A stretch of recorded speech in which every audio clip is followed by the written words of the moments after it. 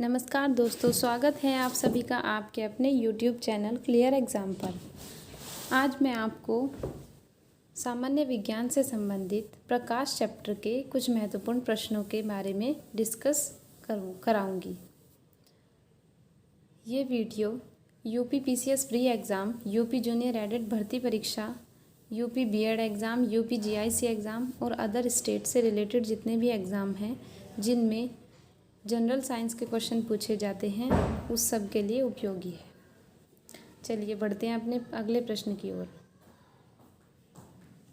हमारा पहला प्रश्न है, पेट या शरीर के अन्य आंतरिक अंगों के अन्वेषण के लिए प्रयुक्त तकनीक एंडोस्कोपी आधारित है। अर्थात इस क्वेश्चन का अर्थ है कि एंडोस्कोपी जो टेक्निक है वो किस परिघटना पर आधारित होती है। पहला ऑप्शन है पूर्णांतरिक परावर्तन पर, व्यतिकरण पर, विवर्तन पर और ध्रुवण परिघटना पर। तो हमारा इसका आंसर होगा पूर्णांतरिक परावर्तन पर। पेट या शरीर के सभी आंतरिक अंगों की जांच के लिए एंडोस्कोपी पूर्णांतरिक परावर्तन परिघटना पर आधारित होती है। अगला प्रश्न है, यदि कोई व्यक्ति पानी से भरी बाल्टी में पड़े एक सिक्के को देखता है तो उसे सिक्का अपने वास्तविक स्थल से अपेक्षाकृत निकट लगेगा।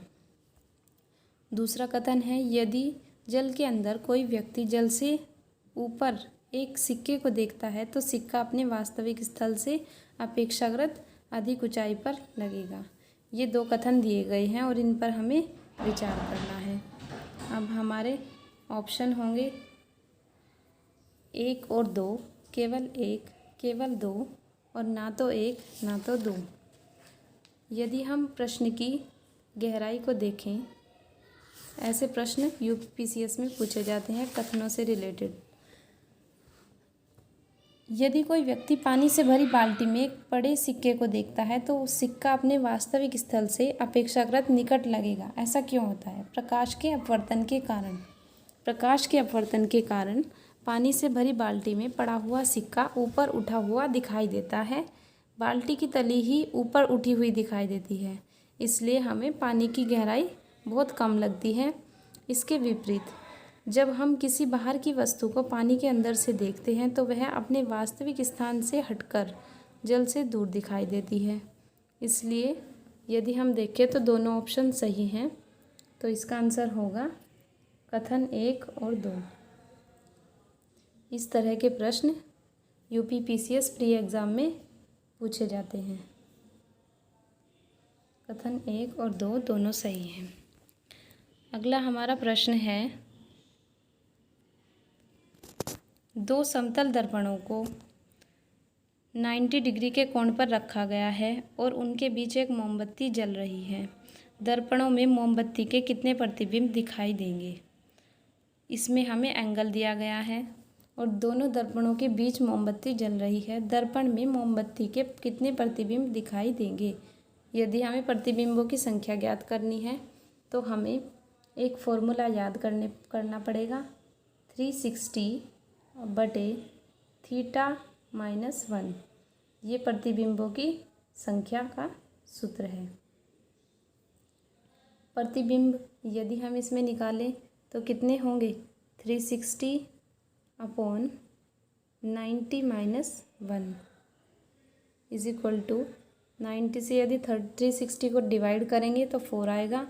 4 - 1 = 3। तो इसका हमारा आंसर होगा 3। चलिए, आशा करते हैं कि आपको ये प्रश्न समझ आया होगा। अब बढ़ते हैं अपने अगले प्रश्न की ओर। यदि किसी दर्पण को थीटा कोण से घुमाया जाए तो परावर्तित किरण का घूर्णन होगा। यदि किसी दर्पण को थीटा कोण से घुमाया जाए तो परावर्तित किरण का घूर्णन क्या होगा? θ/2, 0 डिग्री, थीटा और 2 थीटा। तो परावर्तित किरण का घूर्णन हमेशा उसका 2 गुना होगा, अर्थात 2 थीटा।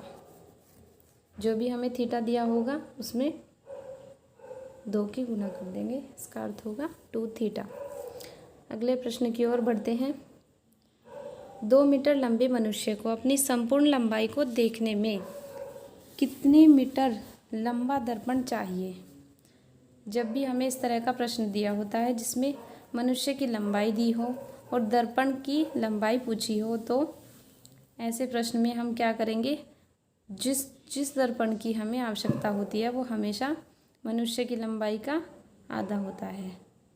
तो इसलिए इसका आंसर होगा 1 मीटर।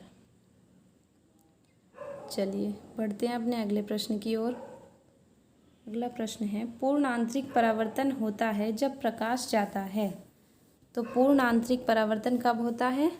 जब प्रकाश जाता है हीरे से कांच में, जल से कांच में, वायु से जल में और वायु से कांच में। पहले हम जानते हैं कि पूर्ण आंतरिक परावर्तन होता क्या है। पूर्ण आंतरिक परावर्तन जब होता है जब प्रकाश सघन माध्यम से विरल माध्यम में जाता है। तो सघन माध्यम से विरल माध्यम हमें इसमें देखना होगा कि कौन सा होगा। यदि हम हीरे का अपवर्तनांक देखें तो हीरे का अपवर्तनांक 2.42 होता है जो सबसे ज़्यादा होता है, और यदि कांच का अपवर्तनांक देखें तो लगभग 1.6 होता है। तो हीरा कैसा माध्यम है? सघन माध्यम है, और कांच कैसा माध्यम है? विरल माध्यम है। तो इसलिए इसका आंसर क्या होगा? Option number A. चलिए बढ़ते हैं अपने अगले प्रश्न की ओर। जब प्रकाश विरल माध्यम से सघन माध्यम में जाता है तो उसकी चाल क्या होती है? जब प्रकाश विरल माध्यम से सघन माध्यम में जाता है तो उसकी चाल हमेशा कम होती है, और इसका उल्टा जब प्रकाश सघन माध्यम से विरल माध्यम में जाएगा तो उसकी चाल हमेशा बढ़ जाएगी। अगला प्रश्न है, मान लीजिए कि पृथ्वी से पश्चिमगामी हो रहे एक रॉकेट यान की चाल प्रकाश के वेग की 2/10 है। रॉकेट यान में स्थित यात्रियों को जो प्रकाश नीला दिखाई दे रहा है वह पृथ्वी पर स्थित प्रेक्षकों को किस रंग का दिखाई देगा? तो वह पृथ्वी पर स्थित प्रेक्षकों को किस रंग का दिखाई देगा? पीले रंग का, क्योंकि नीले रंग की तरंगदैर्ध्य सबसे अधिक होती है, इसलिए वह नीले रंग का दिखाई दे रहा है। परंतु जब वह प्रेक्षकों को दिखेगा पृथ्वी पर स्थित तो वह पीले रंग का दिखाई देगा। अगला प्रश्न है, प्रकाश तंतु किस सिद्धांत पर कार्य करता है? प्रकाश तंतु किस सिद्धांत पर कार्य करता है? प्रकाश तंतु पूर्ण आंतरिक परावर्तन पर कार्य करता है। तो इसका आंसर होगा ऑप्शन नंबर ए। प्रकाश तंतु पूर्ण आंतरिक परावर्तन पर काम करता है। अगला प्रश्न है, नीचे 2 कथन दिए गए हैं जिनमें से कथन ए को कथन कहा गया है और दूसरे को कारण कहा गया है। कथन ए क्या है? हीरा अपनी ही आकृति के अनुकारी कांच से अधिक झिलमिलाता है। अर्थात हीरा अपनी ही आकृति के अनुकारी कांच से अधिक झिलमिलाता है। ये बात तो सभी जानते हैं कि हीरा सबसे अधिक झिलमिलाता है, तो कथन ए हमारा सही है। कारण आर कहता है हीरे का अपवर्तनांक कांच के अपवर्तनांक से कम होता है। ये ऑप्शन हमारा गलत है, क्योंकि हीरे का अपवर्तनांक हम पहले भी पढ़ चुके हैं कांच के अपवर्तनांक से अधिक होता है। हीरे का अपवर्तनांक 2.42 होता है, जबकि कांच का अपवर्तनांक 1.6 होता है। तो हमारा ए सही है, परंतु आर गलत है। ऑप्शन सी सही होगा। चलिए बढ़ते हैं अपने अगले प्रश्न की ओर। पानी में हवा का बुलबुला वैसे ही काम करता है जैसे, कौन काम करता है? पानी में हवा का बुलबुला वैसे ही काम करता है जैसे उत्तल दर्पण, उत्तल लेंस, अवतल दर्पण, अवतल लेंस। तो हमारा आंसर होगा अवतल लेंस। ऐसा क्यों होता है? जब किसी लेंस को उसके अपवर्तनांक से अधिक अपवर्तनांक वाले द्रव में डुबोते हैं तो उसकी प्रवृत्ति हमेशा विपरीत हो जाती है। इसका अर्थ है कि उत्तल लेंस अवतल लेंस की भांति कार्य करता है और अवतल लेंस उत्तल लेंस की भांति कार्य करता है। तो पानी में बुलबुला वायु का बना हुआ एक उत्तल लेंस है जो चारों ओर पानी से घिरा होता है, अतः वह एक अवतल लेंस की भांति कार्य करता है। बुलबुला अवतल लेंस की भांति कार्य करता है, जबकि पानी में बुलबुला उत्तल लेंस है। चलिए बढ़ते हैं अपने अगले प्रश्न की ओर। अगला प्रश्न है, कौन सी वस्तु अपारदर्शक वस्तु का उदाहरण है?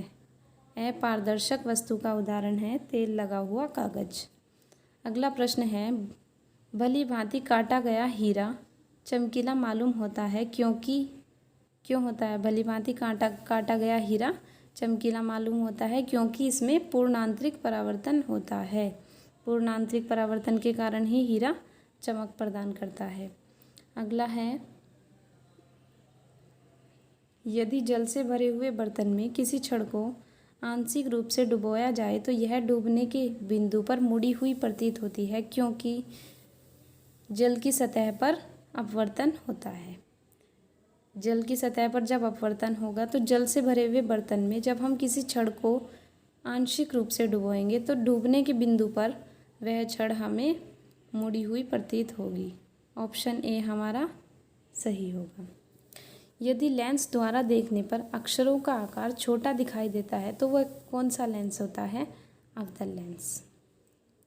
अगला प्रश्न है, एक रेडियो दूरदर्शी में उच्च कोणीय विभेदन क्षमता होती है, परवलयाकार डिश एरियल होती है, ग्रहों तथा तारों की जानकारी अधिक विस्तार से देता है। तो इसके सभी ऑप्शन सही हैं, तो इसका आंसर होगा उपयुक्त सभी। अगला प्रश्न है, कुछ परिवहन वाहनों में अतिरिक्त पीली बत्तियां होती हैं। ऐसा इसलिए किया जाता है क्योंकि बत्ती पीली होने से वाहन सुंदर दिखलाई पड़ता है। ये तो सुनने से ही गलत लग रहा है ऑप्शन, तो ऑप्शन ए तो हमारा गलत हो गया। पीली बत्ती कम विद्युत ऊर्जा खर्च करती है, इसमें खर्च करने से हमारा कोई मतलब नहीं है। अगला है, पीला प्रकाश कोहरे की वैधता है। पीला प्रकाश कोहरे को वेधता है जिससे सड़क साफ दिखाई देती है, अतः कोहरे वाली रातों में पीली बत्ती काम आती है। ऑप्शन सी हमारा बिल्कुल सही है। अगला प्रश्न है, आकाश नीला प्रतीत क्यों होता है? आकाश नीला क्यों प्रतीत होता है? सूर्य के प्रकाश में अन्य रंगों की अपेक्षा नीला रंग अधिक है। ये तो गलत है क्योंकि ऐसा नहीं है कि नीला रंग अधिक हो। अगला ऑप्शन है, छोटी तरंगदैर्ध्य वाला प्रकाश बड़ी तरंगदैर्ध्य वाले प्रकाश की अपेक्षा वायुमंडल के द्वारा अधिक परिकीर्णित होता है। नेत्र नीले रंग के लिए अधिक संवेदनशील है, ये भी गलत है। वायुमंडल लंबी तरंगों को छोटी तरंगों की अपेक्षा अधिक अवशोषित करता है। यदि बी और डी देखें तो हमारा बी ऑप्शन करेक्ट लग रहा है, तो हमारा बी ऑप्शन सही होगा। आकाश नीला इसलिए प्रतीत होता है क्योंकि छोटी तरंगदैर्ध्य वाला प्रकाश बड़ी तरंगदैर्ध्य वाले प्रकाश की अपेक्षा वायुमंडल द्वारा अधिक परिकीर्णित होती है। किस रंग का अपवर्तनांक सबसे अधिक होता है? तो यदि हम इंद्रधनुष के कलर देखें तो उसमें बैंगनी रंग सबसे ज़्यादा अधिक अपवर्तनांक वाला होता है, तो बैंगनी इसका सही जवाब होगा। अगला प्रश्न है, किस रंग का विचलन अधिकतम होता है? बैंगनी रंग का विचलन अधिकतम होता है, इसलिए हमारा ये ऑप्शन बिल्कुल सही है। अगला प्रश्न है, किसी विद्युत चुंबकीय तरंग की तरंगदैर्ध्य अधिकतम हो सकती है इंफ्रारेड किरणों में। अवरक्त किरणों में विद्युत चुंबकीय तरंग की तरंगदैर्ध्य सब बिल्कुल अधिक होती है। धन्यवाद दोस्तों। अगर आपको हमारी ये वीडियो पसंद आई हो तो हमारे चैनल को लाइक, शेयर और सब्सक्राइब ज़रूर करें और आगे ऐसी वीडियो पाने के लिए बेल आइकन को ज़रूर दबाएं। धन्यवाद।